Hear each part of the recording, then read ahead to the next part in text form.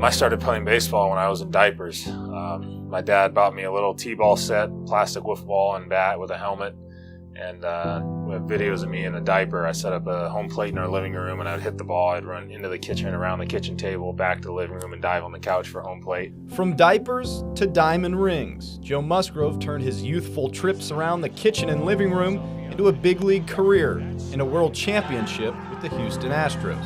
You know, you can achieve things that you want to achieve by working hard. And I mean, I know that sounds kind of cheesy, but at a young age, my dad always stressed effort. It was always effort, not performance or results. And of course, the Friar faithful know the rest of Musgrove's story, coming back home to San Diego and breaking a curse that lasted over 50 years by throwing the first no-hitter in franchise history. There's not much more you could ask for, I feel like, to come back to your hometown of all places and get involved in the community and try to make a little bit of a difference and, provide people with, some of the opportunities that I had as a kid and make their experience a little bit better. But beyond the baseball, getting involved in the community is what Joe has always done and is doing once again, lending his time and influential voice to the young men and women who walk the very same streets, attend the same schools, and are growing up in the same town that Joe did. I always try to be straightforward and try to be honest and share real experiences that I've had. On December 16th, Joe Musgrove,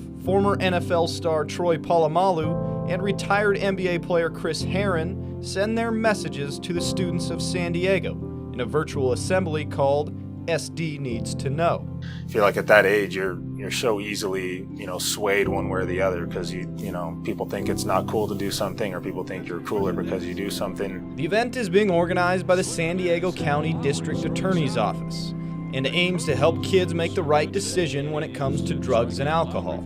The main focus will be on opioids and the increase in overdose deaths. When you look at what else life can provide you, if you stay away from some of those things and you take a different route, it's a heck of a lot more enjoyable than, the temporary, pleasure you might get from experimenting with those things. San Diego continues to deal with a fentanyl crisis. The DA says overdose deaths have increased from 33 in 2016 to almost 700 so far this year.